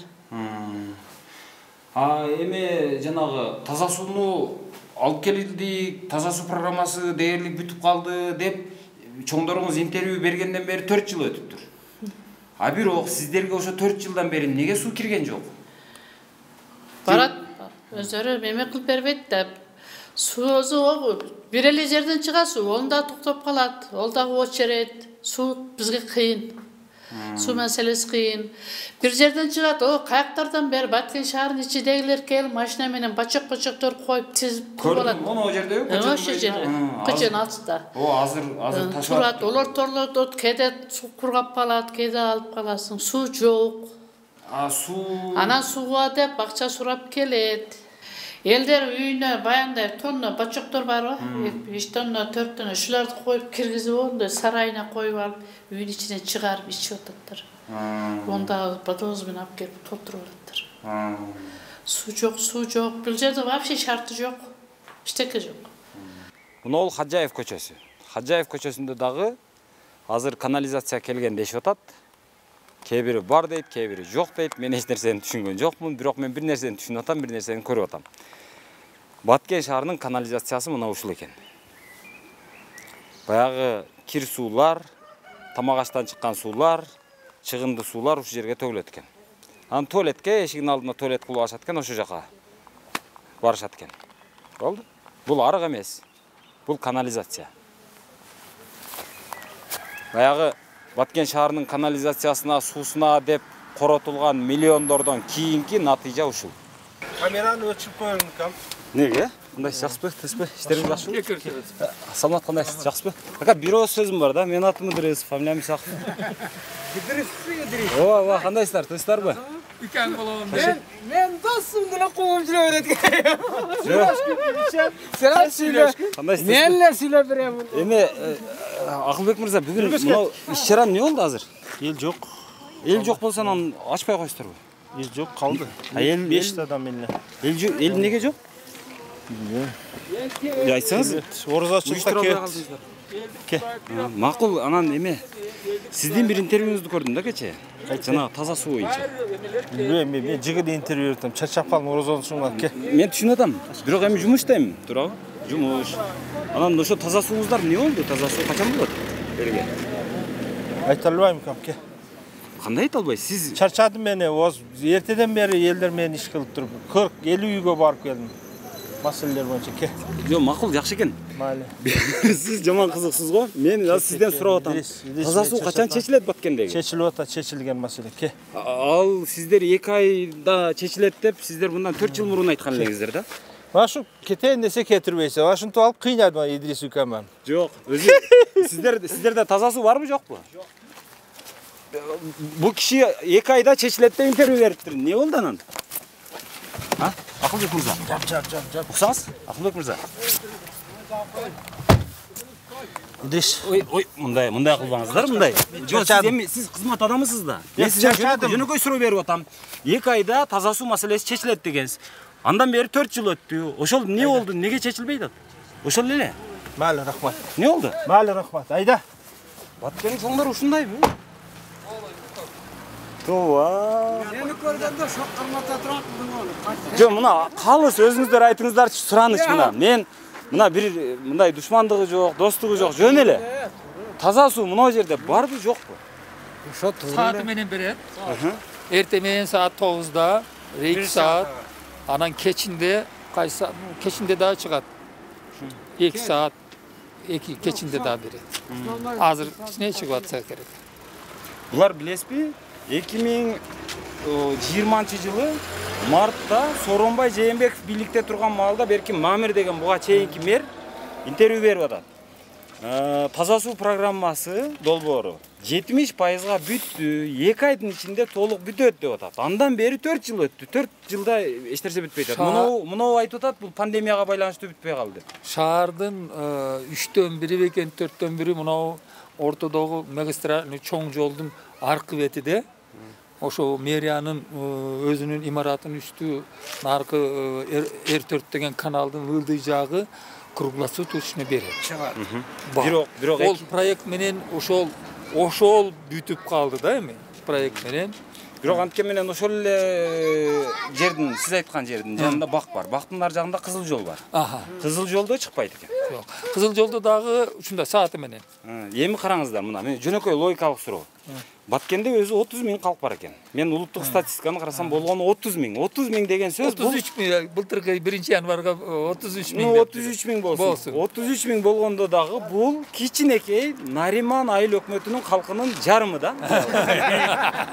Анан эми сиздерге караңыздар. Кече эле 2016-жылдан 19-жылга чейин 450 миллион сом бөлүнүп атат. То есть 4 миллион 20 000 бөлүнүп атат евро. Бул ЭБРР деген бая биз жаман көргөн европалыктар бөлүп атат. Анан ошол акча азыр освоение болду мындай алганда. Азыр анын ооба. Анан ошол болгону 30 миң, бир кичинекей 30 миң калк жашаган облустун борборуна ошончо бир 5 жалпысынан акыркы 20 жылда бир 550 миллиондай акча коротуппуз. Эми ошол маселе чечилбей атат да. Бул эмне болуп атат? Эмне бул каяка сиңип атат акча? Сиздерде бир ал проект толук бүтүрүп тапшырган, мен билишимче тапшырган жок да. Прием сдача кылган жок. Анан алардын менде маселе ошол болуп атат да. Прием передача кылып, жанагы акт приемка кылып кабыл алыш керек да эксплуатацияга. Бүткөн эмес. А бирок булар 4 жыл мурун айтып атат, 2 айда бүтөбүз деп. Андан бери 4 жыл өттү. И азыр качып кетип атат эми бул. Эми ушулар азыр айлык алып жүрөт да эми биз чоңбуз, мына элге кызмат кылып атабыз, айлыгымды бер деп атат да эми. Эми башка адам ушул жерге мен мэр болсом же мен вице-мэр болсом мен кыйратат элем дегенди жок. Сен кыйратпайсың, мына мен кыйратам деп атышпайбы булар? Эми бир жагынан булар коет бүткөндөн кийин ар жерде ата берет да. Ар жерде качып жүргөндөр. Эми ол асфальтты бузуп. Ошон үчүн тапшыра албай жүрөт. Сону кылганда жакшы кылып, экинчи муну койт да. Аны үчүн окуш керек да, окуган билимдүүрөөк бир баягы гидроинженер деген болуш керек. Аны үчүн сапаттуу акчаны аябай жанагы өөнөбөй бөлүнгөн акчадан. Өөнөбөй жанагы сапаттуу, кымбат, темирден жасалган материалдарды алып келип коюш керек да аянбай. Анан мен ойлойм да, булар эмне көчүп кете берди? Көчпөйт өзүңүздүн балдар го энди. Шондой болуп калганда энди ошондо. Өзүңөрдүн балдарыңар болсо, алар эртең көчүп кетем, кой бу жерди азындан көрө акча топтойлу десе мен түшүнөт элем. Булар көчүп кетет да эми деп. Бул Баткен менен өзүнүн тагдырын байлабайт да дейт элем да. Көчүп кетет турган чоңдор көчүп кетет өздөрү. Жо чоңдоруңуздар өзүңүздөрдүн балдарыңыздар экен го, бул жерде жаттырып чоңдор бар, онан башка чоңдор. Ак үйдөгүлөр. Бири ноокаттыкпен кеттик, бар жакты бүтүрүп. Шо малда болгон ноокаттыкпен кимеде каякты? Мурунку Кызыкялык. Айтбайбы? Же Калмырзаевпы? Калмырзаев болгон малда. Абишаван менен. Абишаван болгондо. Ол Кызылкаянды деле кыйраткан эмес. Сен менен качып жүрбөйбү анадагы бир белеңден? Мен кыган эмесмин деп. Аншолор бар жакты кыла берип бүтөр деп опкет кылып атат да. Дооронбек Садырбай ошон үчүн айтканда баягы. Кайраң гана мурдуңа боксу үйкөлгөн кыргыздар. Белиңди бекем бууп чыдагын өзүңдүн зөөкүр уулдарыңа, өзүңдүн зөөкүр кыздарыңа деп. Алар кетпейт эч жака бара турган мекени жок булардын. Булардын мекени мисалы Дубай эмес. Ашып кетсе ошол жанагы качып кеткен Райымды дагы көрдүк, келди. Барар жери жок экен, келди акыры. Акасы дагы келем деп атат. Бир туугандары менен бүт келди. Жатат азыр түрмөдө. Буларчы булар? Булар каяка барат качып? Же тил билеби, же башка өнөрү барбы? Жок, булардын мекени Баткен. Ушу жерде эле жашайт, бала чакасы ушу жерде калат. Аны эмне үчүн макул эл үчүн кылбасын, өзүнүн балдары үчүн кылып койсо болобу? Куда сөөгү үчүн кылып койсо болобу? Туугандары үчүн кылып койсо болобу? Мен муну жеп каяка алып барат? Жейт, өлөт, анан эмне болот? Жакшы машина минет макул. А бирок үйүңө кирсең ысык сууң жок болсо, муздак сууң жок болсо, мындай орой тил менен айтканда зара кылайын десең, канализацияң жок болсо, а шаар деген жерде жашап атсаң, анан эми отчетту берип атса, мына бүттү деп атышат да эми. Айбой. Шулай экен. Чыкса, керемесе жакшы го бизге, шу боо айтат да. Саар менен чыгат, 9-да, 1 саат, болду шөл менен. Башка малда чыкпайт. Жолдун аркы беттен чыгат. Круглый сутка чыгат. Круглый сутка дегендерди деле угуп атам. Айтыш ошондой да. 24 саат чыгат деп айтаттар. Түгү жолдун аркы бети, берги бет эмес. Булардын азыр дагы күйгүзгөн жерин эмне айтып берейинби? Долбоор аткарылды, бирок кабыл алынган жок. Себеби сиз айткандай бүткөн жок. Ар жеринен жарылып атат. Жарылып. Эми караң, бул кредитке келген акча. Эми кредиттин өзүн төлөш керек, процентин төлөш керек. Булар жыл сайын мэриядан процентин төлөп атпайбы азыр? Оны элдин үстүнөн төлөп атат да. Ооба, ошону бүтүн пулубуздан алып атат. Сиз сууну ичпей атасыз, а бирок сууга деп акча төлөнүп атпайбы ага? Суунун долбооруга деп. Шо аткаргандарды эмне кылыш керек да, аткар деш керек да. Дебейсіздер бе? Айтсақ, кімге айтамыз біз? Айта тұрған жоқ. Жана келді ғой мысалы. Айтсақ кетіп қалды өзіңіз. Сіз досым деп аттыңыз беле? Бұл досыңыз қандай бұл? Сойле? Сонун бала. Сонун бала ғой? О да. Қандай іштейді анан? Мықты іштейді. Мықты іштейді, су қандай болды сізде? Суды таза су ішіп отырмыз. Тынымсыз. Көргөзбейсіз бе маға? Чайлары менен иншалла. Бар су шығып жатат. Канализациячы? Канализация құрыл элек. Шо канализация көйгөйдө шону кылыш керек. Мақұл, ал су шығып атат деп атасыз да? Шығып атат су. Су шығып атқан болса, анда неге бұлар қабыл албай атат? Бұл 4 жыл мұрын бүткөн нәрсе да? Бүтүш керек болгон. Кабарым жок экен. Бирок су чыгып жатат бизге. Сиздин эсебиңизден азыр сизге мына жерге мисалы шагыл төгөтүп турган же асфальт баса турган акча Европага кетип атат. Ошол бүтпөгөн суунун процентин төлөп атышат. Кандай туура элеби? Мен ончолук биздин илим жетпейт экен ого. Сурабайсызбы досуңуздан? Досум эмне болду атат өзү деп. Неге мына жер неге асфальт болбой атат десеңиз айтар. Качып кетти да куудуң эде. Жөн турганда сүйлөшөт элек. Кетип калды. Сиз эле сүйлөшөт элеңиз да мен ошо сен карап микрофоңдон коркту ол. Onu bunu ayta bергениңе качып кетип калды. Мен эч нерсе айтпадым, мен сурадым го болгону. Кайра сурай бердиң эде, коркуп калдык шеттен. Кымбатты Жапар мырза. Бизге суду чыгарып берсин, жакшы кылып. Саат менен агып атат. Башка эмне дейсиң? Bir күндө 1 саат агат болгону. Эрте менен. Пулу бөлүнгөн дебейсизби? Пулду билбейм, бөлүнбөгөнү. Onu biz Жоқ дегенде КТРден чыгып сүйлөгөн Мамиржандын сөзүн билесиз да. Ал айткан 4 жыл мурун Сокенин малында айткан 2 айдын ичинде суу көйгөйү чечилет деп. Болгону долбоордун аткарылып бүтүшүнө bir 30% гана калды, 70%-ын аткарып бүттүк деп Мамиржан айтып атат. Бул кийин президенттин да өкүлү болуп иштеди. Мамиржан айткан şu жолдун наргы бети бүткөн да. Берги бети бүткөн жок. Şu чоң жолдун наргы бети бүткөн. Бұл баткен алақандай эле жер, мынчалык эле жер. 30 миң калк жашайт ушу жердечи.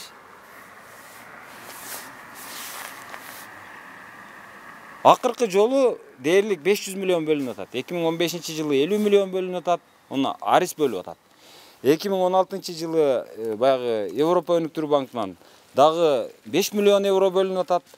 Азыр аны биз колдоно элекпиз али. Кабыл ал элекпиз колдонууга. А бирок элдин ичкен ичип атат, ичпеген ичпей атат. А бирок биз ал акчалардын процентин төлөп атабыз биз укканыбызга караганда. Охой. Макул эми. Не кылабыз? Макул. Орозонун күндө сиздерди да кыйнабайын болуптур, жактаңыздар. Саламат, кандайсыздар? Жакшысыздарбы?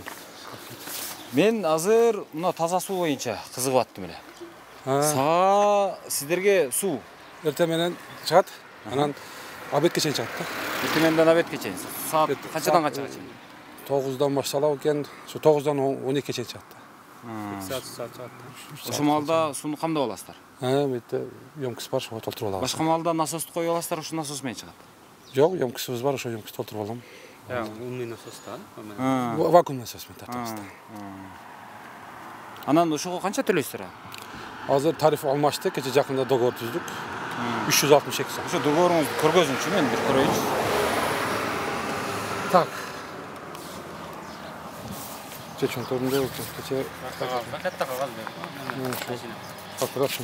О, сиз жаман тыңсыз го? Кече мына 361 сом экен. 361 сом бул канча кишиге? Бир кишиге жок. Бизде кожолукка же? Же учетчик коюлган? Жок, учетчик жок. Ана центральный көчө бар, Нургазиевдин жагында учетчик жок, нар жагында учетчик бар. Себеби нар жагына жакында эме кылды да. Бул баягы эски турбабы же жаңы турбабы? Эски линия буяк. Эски линиялар да. Нар жагы жаңы линия болгон. Мына Нургазиева көчөнүн нар жагы жаңы линия тартылган. Бул болсо 361 сомдон айга төгөм, жан башыга эсептелген да. Жан башына дегенде канча адамга? Ар бирине 361 сом. Жок, общий. Общий. Канча адам экен ошондо? 7ге бөлүшкекте мына 361 сомдо. 7 кишибиз. Эми мына жерде мындай сөз бар бекен, жок бекен? Биз мына келишимдин мааниси дейт. Келишим ичүүчү таза суу менен камсыз кылуу жана саркындуу сууларды кабыл алып тазалоо төлөмдөрдү өз убагында жүргүзүү жөнүндө дейт. Баткен шаарынын мэриясынын алдындагы таза суу муниципалдык ишканасы күчүндө турган Кыргыз Республикасынын коммуналдык таза сууну жеткирүү жана саркындуу сууларды кабыл алып тазалоо жөнүндө эрежелерди так аткаруу менен нормативдик документтердин Баткен шаардык кеңешинин жана Кыргыз Республикасынын өкмөтүнө караштуу антимонополияга каршы күрөшүү мекемесинин бекитип берген тарифинин негизинде иш жүргүзүүгө милдеттүү дейт. Сарпталган суунун көлөмү суу ченөөчү жабдуу менен өлчөнөт. Саркынды суунун көлөмү сарпталган суунун көлөмү менен барабар алынат. Суу ченөөчү жабдуу жок болгон учурда сарпталган ичүүчү суунун көлөмү Шевелеванын таблицасынын негизинде 1 метр куб сааттык ылдамдык менен 1 күндүк эсеп менен аныкталат дейт. Суу ченөөчү приборлор Кыргыз Республикасынын мамлекеттик стандарт органдары тарабынан текшерилип жана пломбаланып коюлган болушу керек. Пломбасы жок суу ченегичтерди орнотууга жана колдонууга тыюу салынат. Бул келишим менен азыр ушул Баткендин суу чарба ишканасын катар кабат сотко берип, кабат ута берсе болгудай экен. Себеби бул мына атайын приборлордун өлчөмү менен анан Кыргыз Республикасынын талаптарынын негизинде ошол нормага жооп бере тургандай көлөмдө сууну бергенге милдеттүүбүз деп жазып атат да булар. А бирок булар сууну сааты менен берип атса кайсыл ченем менен өлчөп атасыңар анда? Андай боло турган болсо анда мындай кылыш керек го да. Мисалы бул бая бирөөгө мисал келтирдим эле. Базарга барасыз, 1 килограмм картошка канча деп сурайсыз. Ал айтат 50 сом дейт. 50 сом десе ал сизге сиз ага 50 сомду бересиз, бирок ал сизге негедир бая 1 килограмм картошканы бербей, бир штук, бир кичинекей картошканы берип атат. Макул, рахмат деп сиз бая 50 сомду берип коюп кетип калгандай эле болуп атат. Себеби буларга бир суткада 24 саат бар. Бирок 24 сааттын ичинен канча саат берилет? Жалпысынан 8ден 1ге чейин болсо 8, 9, 10, 11, 12, 1. 5 саат берилет экен. Демек, ошол 24 сааттын 5 гана саатын акча төлөнүп, калганына төлөнбөш керек да. Эми дагы бир нерсе. Мына бизде бардык нерсе шланкалардын көлөмүгө жараша эме болсо керек, суу чыкса керек. Эми ошондо дагы сизге ал эме болуп атпайбы? Жанагы толук 24 саат берилбейт. 24 саат суу өзүнө жок болсо керек бизде. Эми абонент ички суу тармактарын изилдеп текшерип көрүү үчүн келген башкармалыктын өкүлдөрүн өздүк атын тастыктоочу күбөлүгү болсо, аларды токтоосуз түрдө киргизүүгө милдеттүү. Эгерде абонент каршылык көрсөткөн болсо, бул тууралуу акт түзүлөт. Ана мына суу ченегичтин көрсөтүүлөрүн жазып алууда көзөмөлдөөчү суу ченегич жок буларда. Баткен шаарынын мэриясынын алдындагы таза суу муниципалдык ишканасынын милдети дейт. Ушу жери маанилүү. Сууну керектөөчүлөргө, борбордук суу түтүкчөлөргө уланган жерге чейин өз убагында таза жеткирип берүү жана саркындуу сууларды борбордук саркындуу суу түтүкчөлөрүнө уланган жерден кабыл алуу болуп эсептелет дейт. Суу эсептегич Баткен шаарынын мэриясынын алдындагы таза суу муниципалдык ишканасы тарабынан 2 жылда бир жолу текшерүүдөн өтүп турат. Эгерде суу эсептегич иштебей калса, Шевелеванын таблицасын дейт. Суу эсептегич жок болсочу, жок буларда. Абоненттин милдети, абонент булардын эми мындан караңыздар. Калыстыкты караңыздар эми, калыссыздыкты. Таза суунун милдети мынчалык экен. Мына. Анан абоненттин милдети мынчалык экен. Экесе көп да абонент бечаранык. Бул өзү негизи акчасы келсе, акчасыны келиңиздер, учетчикти көрүңүздөр, канча болуптур, ушунча болуппу, 200 сом болуппу, мына 200 сом деп төлөп гана турганга бул милдеттүү, башка эч нерсеге милдеттүү эмес да өзү. Негизги милдет өзү таза суунун өзүндө. Себеби сууну биринчиден алып келиш керек жетишерлик көлөмдө, аны дарылаш керек, тазалаш керек, андан сырткары ар бир адамга керектүү басымда жеткирип бериш керек. Бул баягы татам базарга барып, насос сатып алышым керек, анан ёмкость сатып алышым керек, анан кийин труба менен аны үйдүн ичине жанантып ичишим керек деп ойлонуп отурбаш керек. Бул үйүнө кирдиби, мына жерден уланган болсо болду. Киргенден кийин учетчигин коюп, учетчиктен нар жагын өзү каалагандай пайдалана бериш керек. Учетчикте канча көргөзгөн болсо эсептегичте, ошонун акчасын гана төлөп койгонго милдеттүү. Башка эч кандай милдети жок. Ал суунун коопсуздугуна, ал суунун жанагы көлөмүнө, басымына, тазалыгына, бардыгына толук 24 саат бою жеткирилишине таза суу ишканасы милдеттүү болчу. А бирок таза суунун андай милдетти мына өзүнө албаптыр. 24 саат бою мен силерди таза суу менен камсыз кыламын, ошого милдеттен мен алам деген сөз жок. Таза сууну таза санитардык талаптарга жооп бере тургандай деңгээлдеги таза суу менен камсыз кылам деген жок. Таза суунун басымын талаптагыдай деңгээлдеги басымда камсыз кылам деген нерсе жок. Анда коопсуздук маселесин мойнума алам деген нерсе жок. Силер азыр асмандан түшкөндөй эле жакшы болду келгениңерчи. Азыр Кыргызстанда кыргыз тилинин негизги күрөшчүлөрүнөн экөө бар. Бирөөсү Нурлан Шакиев, экинчиси жанагы Курманкул Зулушев. Бирок Курманкул Зулушев дагы, Ташиев дагы, жок жанагы Шакиев дагы экөө тең ошол сиздердин сүйлөгөн сөзүңүздөр ошол телевизордун экранынан нарака чыкпай атыптыр. Дегеним, мына Баткенге келсеңиздер, мына муниципалдык ишкана. Мамлекеттен айлык алган ишкана. Эми ушул ишкананын компьютеринде Ö, Ü, Ың деген кыргыз тилиндеги тамгалардын бири да жок экен. Бардыгыны мынантип жазып атышат. Баягы Текебаев айтмакчы илгери. Баягы өлкөнүн коду дегенди өлкөнүн көтү деп жазып атат деп бир сүйлөгөн го, ошо сыяктуу мынанда мынтип жазып атат. Ичүүчү таза суу менен камсыз кылуу жана саркынды сууларды кабыл алып тазалоо толомдору ооз убагында жургузуу жонунда деп турат. Бул кыргыз тили эмес туугандар. Бул кыргыз тилин тебелөө, тепсөө, кордоо, басуу, басмырлоо, келекелөө дегенди билдирет. Ал жакта прокурор отурат, кыргыз тилин сактайлы деп. Башкы прокурор отурат. Наркы жакта эме отурат жанагы. Шакиев отурат, кыргыз тилин мынтип күрөшөлү деп. Анан дагы бир кыргыз тили боюнча жанагы тил комиссиясы дегенди бир олчойгон чиновниктерди багып отурабыз.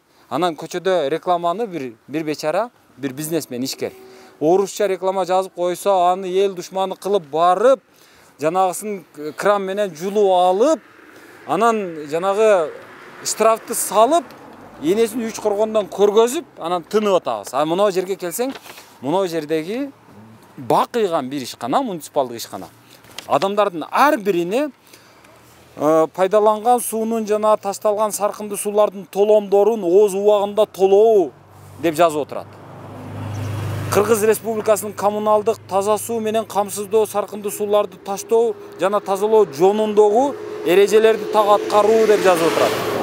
Суу жана саркынды сууларды тутукторунун пайдалануу боюнча эсептешүүлөр абонент тарабынан ай сайын кийинки айдын 10-числосуна чейин толоого милдеттүү деп отурат.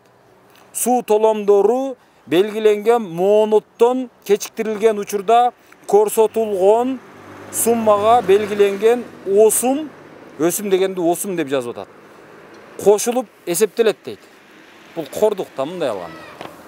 Эми ушул биздин патриоттугуң дагы, мекенчилдигиң дагы, азыр бийликте баса мекенчилдер отурат. Мына биз мекенчилдер деп. Мекенчилдер бийликте отургандагы биздин мекенге, ата мекендин тилине, эне тилге болгон мамилебиз ушул. Ачык эле айталы мындай, ала кушту атынан атап эле мындай. Бири-бирибизди сизиң бизиң кыла бербей. Озгочо кырдаал мезгилде дейт. Өзгөчө кырдаал мезгилде дегенди. Так, мына караңыздар, мына жерден суу чыгат окшойт. Анан ага бул уланат окшойт. Бул. Ошондо канча? 1, 2, 3 ушу жерден уланат экен да. Бул Баткендин таза суу программасы деп аталат. Саламат, тынчсыздарбы? Кандайсыздар? Жакшы, өзүңүздөр. Мына жолду теп-тегиз кылып кылдырыпсыздар, жакшы экен. Бирок эме эле айдасаң опоң чичаң боло берет экен да. Тамаша кылып отурасыздар.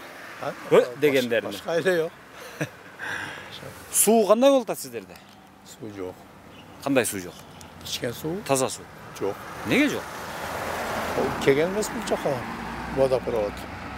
Бул жер Баткен шаарына карайбы? Шаарга карайт. Biz özümüz kazıp alıp geldik öneriye çeyin.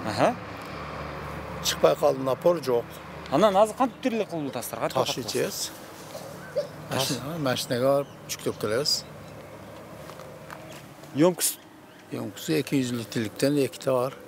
Oşun kayerden alıp gelesizler ha? Şu kayerden jakşı çıksa şeyden alıp gelesizler. Kayerden su çıkıvatsa o жерден жүктөйсүздөр. O şeyden yüktöyüz. Толтуруп алып келесиздер. Кеде бужумдан алып келиз бар. Шаарда жок болуп калганда. Жок, шаарда болсо ham очередь көп да.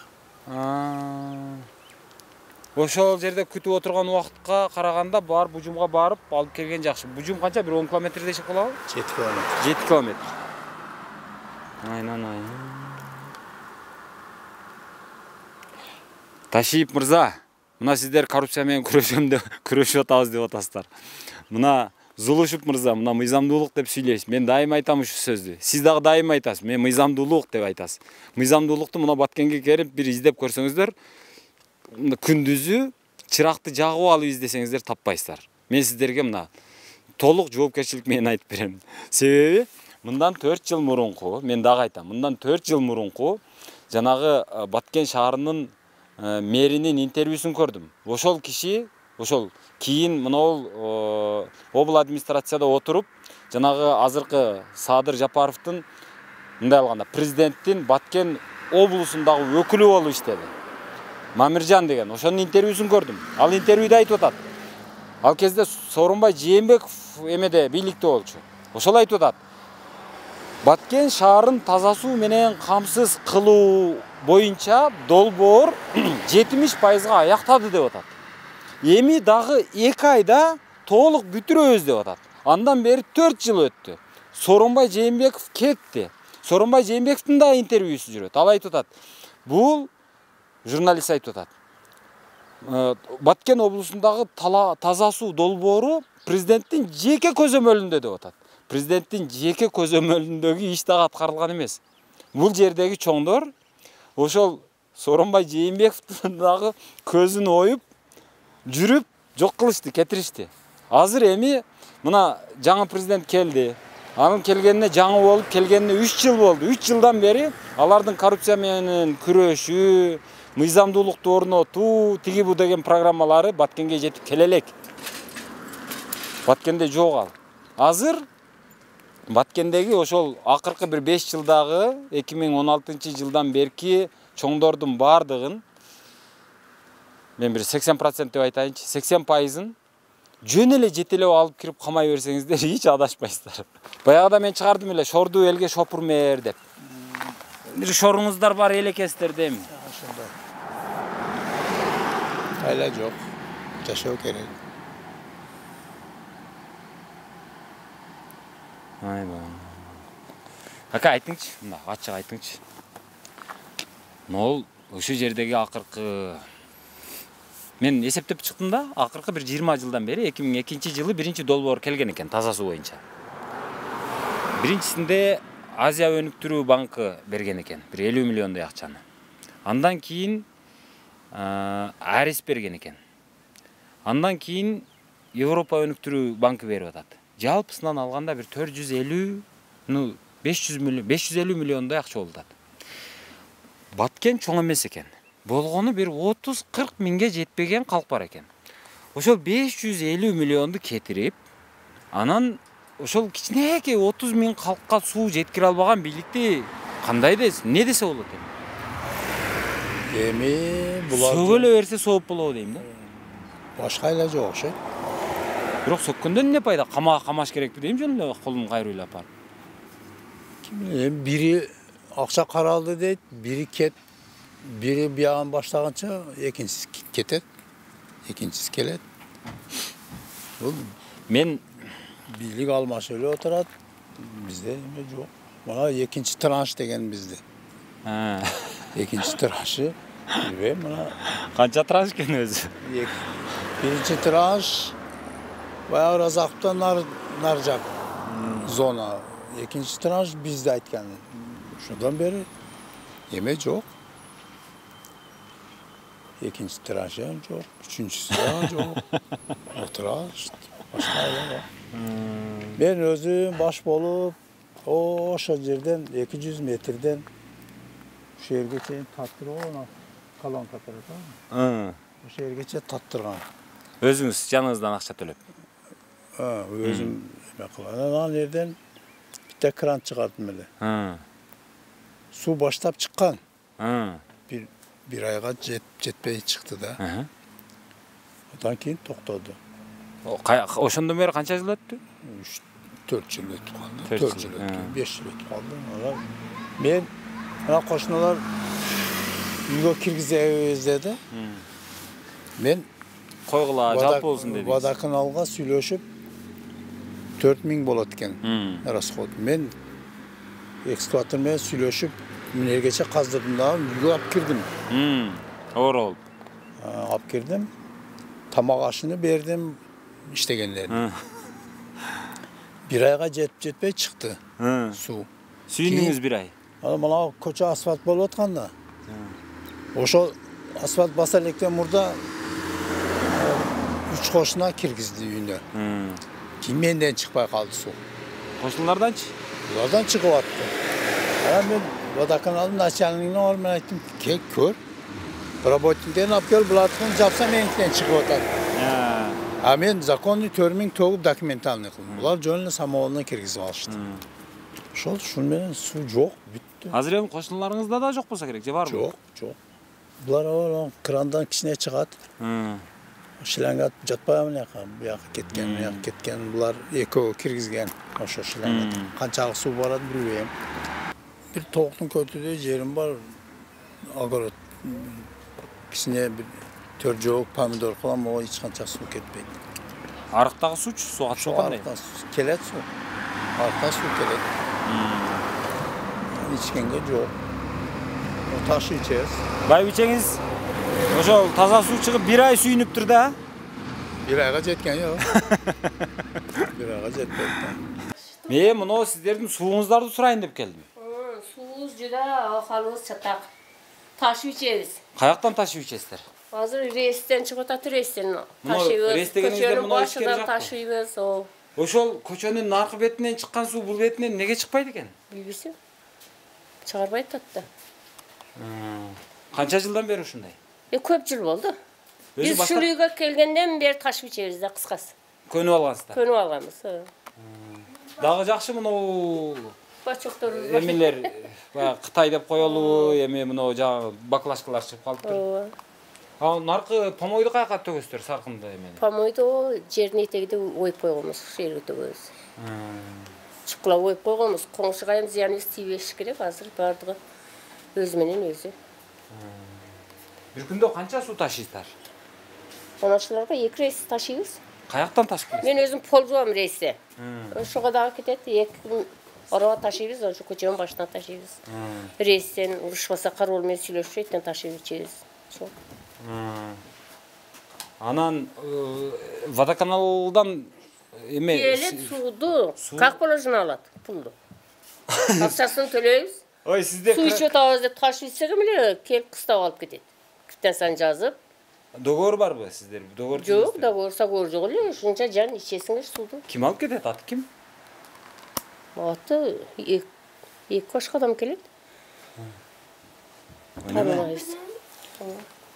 Суу бербей туруп, сууга акча алган окуя бир эле Баткенде бар. Суу бербейт. Суу жок. Кран жок. Ар жерден ташып ичишет булар. Бирок водоканалдан келип, таза суу ишканасынан кадимкидей акчасын китаса бербейби? Берет. Көрбөзүңчү көрөйүн. Китасан. Таза анекдот турбайбы булар? Жанагы айткан го гаңгырбашпы булар деп.